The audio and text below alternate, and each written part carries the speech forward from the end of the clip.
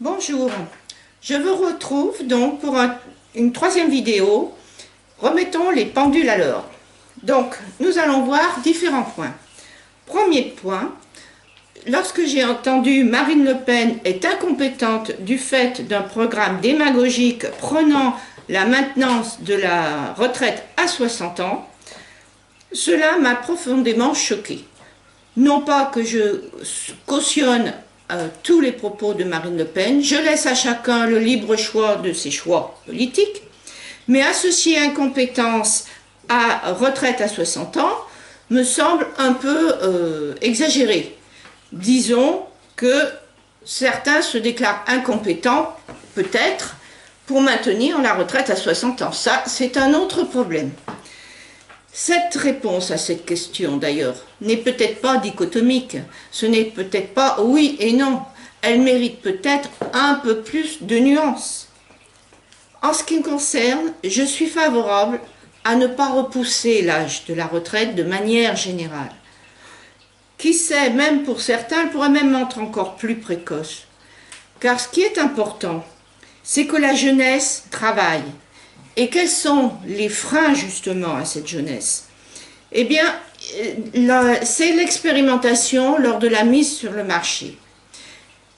En ce qui me concerne, je serais favorable d'une période transitoire où les personnes, les jeunes retraités, puissent servir d'encadrement à des jeunes qui arrivent sur le marché, soit en tant que débutants, soit en tant que stagiaires ou diverses formes de formation. Premier point. En effet, bien souvent, les études ont été prolongées et ne font qu'alourdir donc le trajet des jeunes sans leur apporter beaucoup de bénéfices sur le plan de la formation. L'intérêt semblait simplement de retarder leur arrivée à Pôle emploi. Mais il y aurait aussi d'autres choses à mettre en place pour favoriser justement ce travail des jeunes. En ce qui me concerne, je serais favorable à un salaire maternel de 70% du salaire du salarié dès le premier enfant, avec l'obligation pour l'employeur de la remplacer soit par un chômeur de longue durée, soit par une personne dont c'est le premier emploi, avec évidemment une prise en charge dans ces cas-là par l'État. Donc, voici donc pour ce premier point. Je voulais donc simplement montrer qu'associer incompétence et refus de prolonger l'âge de la retraite est abusif. On pourrait développer plus, on pourrait simplement réfléchir à la question. N'oublions pas aussi.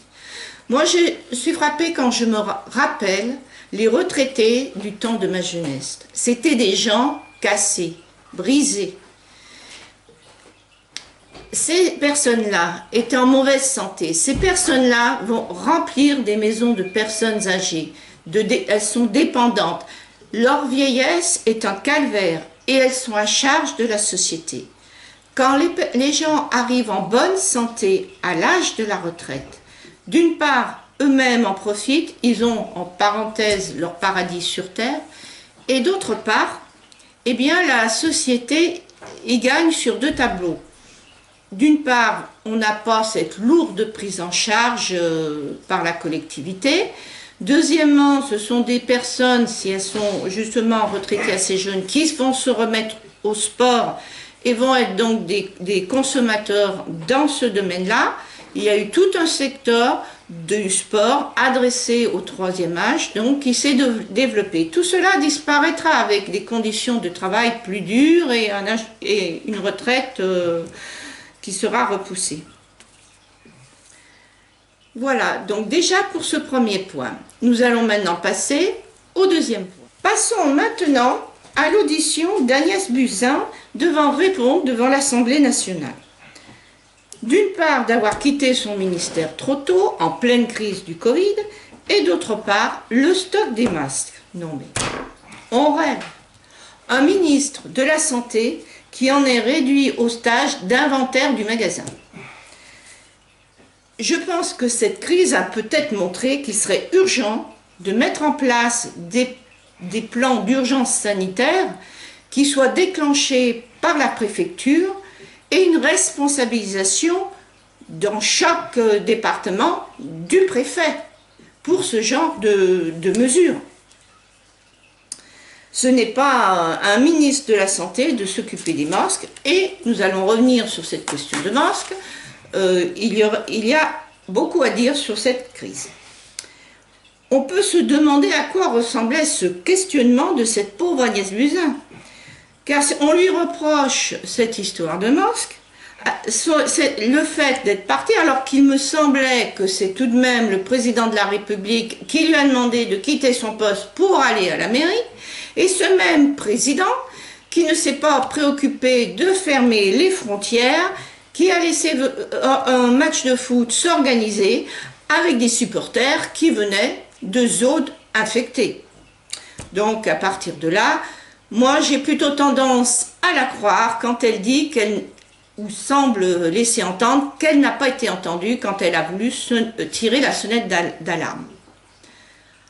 D'autre part, je suis tout à fait d'accord avec l'intervenant qui était lors de cette audition, un infectiologue, et qui a dit « Plutôt que de chercher un coupable, il est préférable de réfléchir à la crise et de prendre des mesures adaptées. » C'était une première. Ce virus n'était pas connu. Mais nous allons nous trouver dans d'autres situations, certainement beaucoup plus graves, que nous n'avons pas prévues et qu'il nous faudrait cependant anticiper. Là, c'est un coronavirus qui touchait surtout des personnes âgées. Imaginons le Ebola qui, avec les transports modernes, débarque en pleine zone urbaine et déclenche une épidémie. Ça, avec une mortalité qui là pourrait dépasser les 50%. Vous imaginez un peu? Là, ça ne sera pas une question de masque, ça ne sera pas non plus une question de lit en réanimation. La question, elle est au niveau du contrôle des frontières, n'est-ce pas? J'ai trouvé cet interrogatoire d'une hypocrisie profonde. Et pour même vous dire, j'ai vu une accusation un peu machiste de reporter les fautes sur une femme troublée par le fait qu'elle est mise en accusation injustement. Une situation que je trouve machiste. Est-ce pour plaire aux islamistes qui considèrent que les femmes n'ont pas leur place en politique? Je l'ignore. Dans les manœuvres politiciennes, on peut s'attendre à tout. Et c'est bien là ce que je déplore. La politique, c'est devenu le cancer de notre société. Tout est prétexte à manipulation politique. On a déjà perdu le sens de la recherche de la vérité avec l'histoire, par l'exploitation politicienne de l'histoire. On a également, par le même système, exploité politiquement la biologie pour soutenir le troisième sexe homosexuel, pour soutenir diverses assertions sur le racisme, etc. Des propos qui n'avaient strictement rien à voir avec la science. Donc, j'aimerais que la science s'occupe de la science et les politiques, vraiment de sujets politiques graves. J'aimerais entendre autre chose que les préoccupations de la campagne publicitaire de L'Oréal qui va utiliser le mot blanchir, par exemple, ou de s'occuper de l'esclavage du temps de Colbert et l'histoire des statues, n'est-ce pas? Il y a, il me semble, non seulement des préoccupations, mais des dangers imminents qui menacent notre société.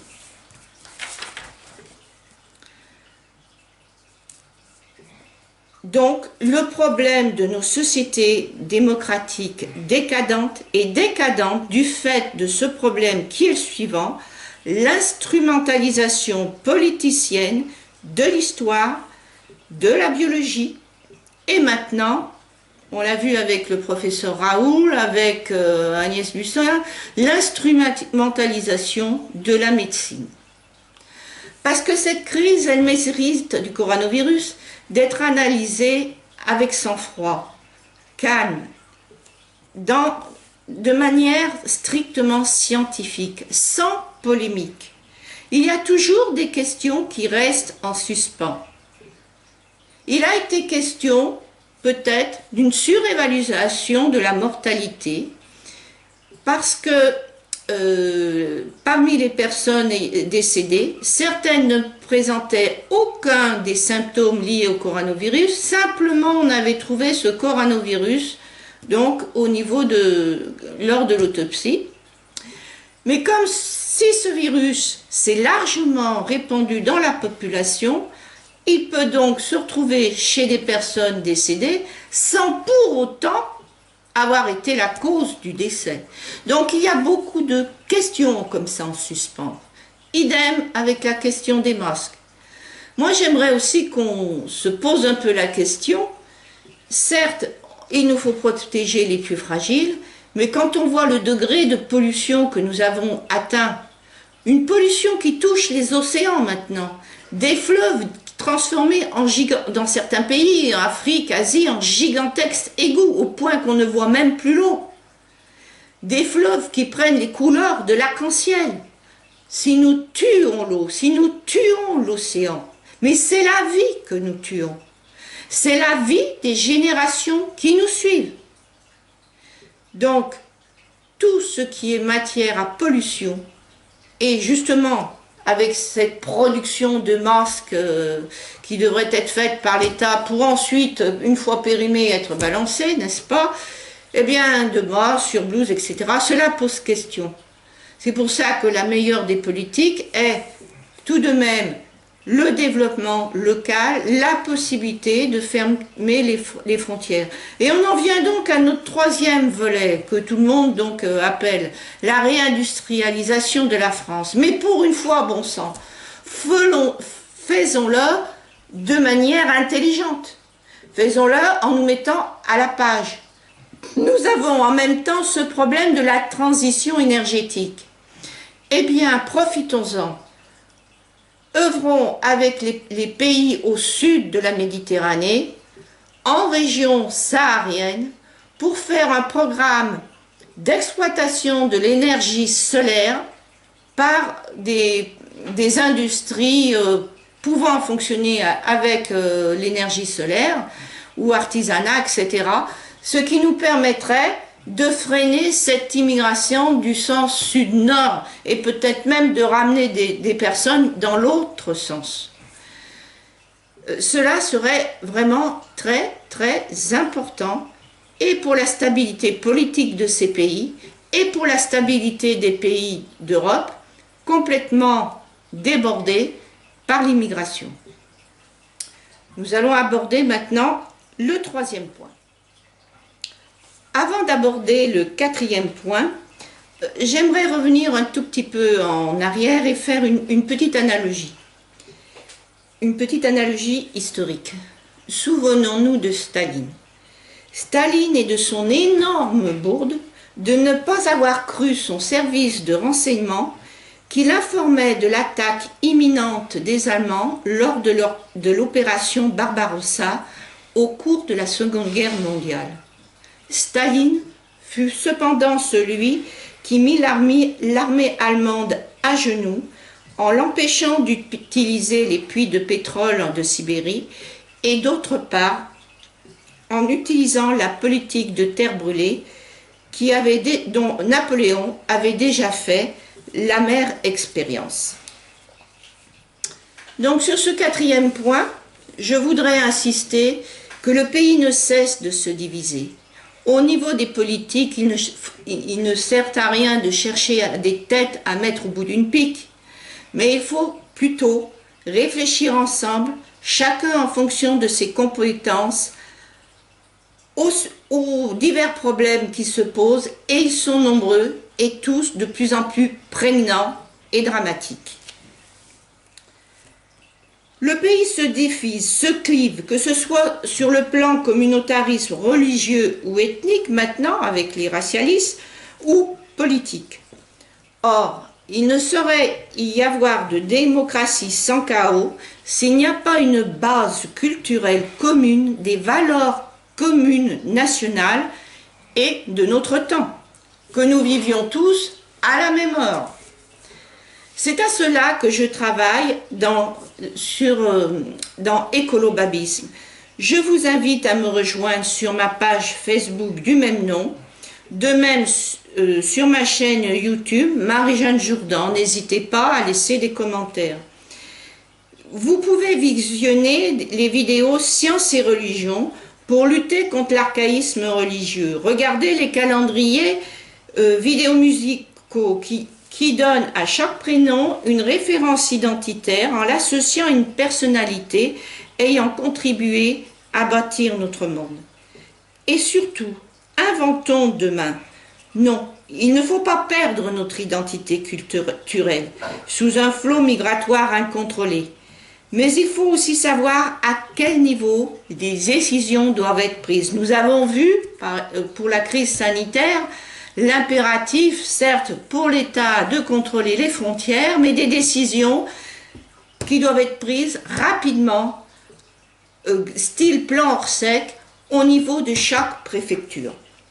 Donc, au niveau départemental. D'autres questions doivent être prises au niveau régional, d'autres au niveau de l'Europe, d'autres au niveau, et c'est bien là le problème, au niveau planétaire, mais pour ce qui est de savoir s'organiser au niveau planétaire, on voit que c'est de plus en plus catastrophique et pour ne pas dire inexistant. Effectivement, on revoit apparaître, comme Éric Zemmour l'a si bien dit, la naissance de nouveaux impérialismes, peut-être l'impérialisme turc, russe. Bien, c'est très bien pour des nations d'avoir des ambitions, mais il ne faut pas qu'on ait le choix entre, d'une part, des guerres civiles intranationales et des guerres non plus externes impérialistes. Il nous faut à tout prix une organisation internationale efficace pour répondre, en priorité d'ailleurs, à des problèmes écologiques vitaux qui eux, vont se dérouler à l'échelle planétaire.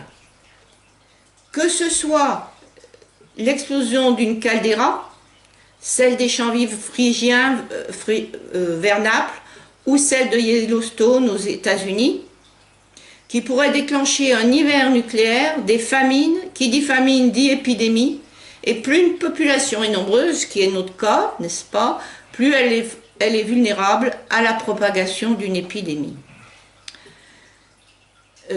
N'oublions pas que chaque fois qu'il y a d'extinction, c'est l'espèce dominante qui disparaît. Tirez-en vous-même la conclusion. Il y a d'autre part toujours ce problème, ce lourd problème de la radioactivité qui n'est toujours pas résolu. Le problème des centrales vieillissantes, le problème de missiles perdus dans la nature. C'est vraiment une pollution catastrophique.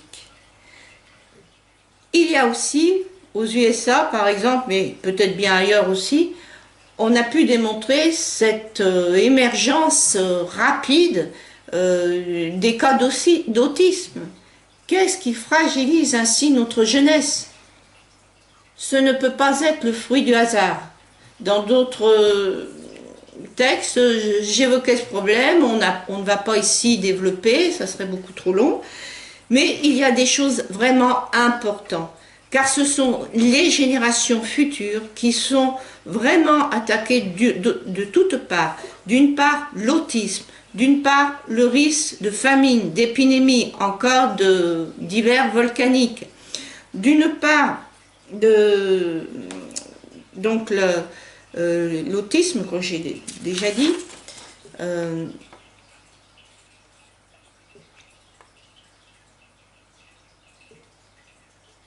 et bref, les problèmes aussi liés à la radioactivité également, qui, elle, tue d'abord les organismes jeunes. Une pollution radioactive est dangereuse pour l'embryon, pour le jeune enfant.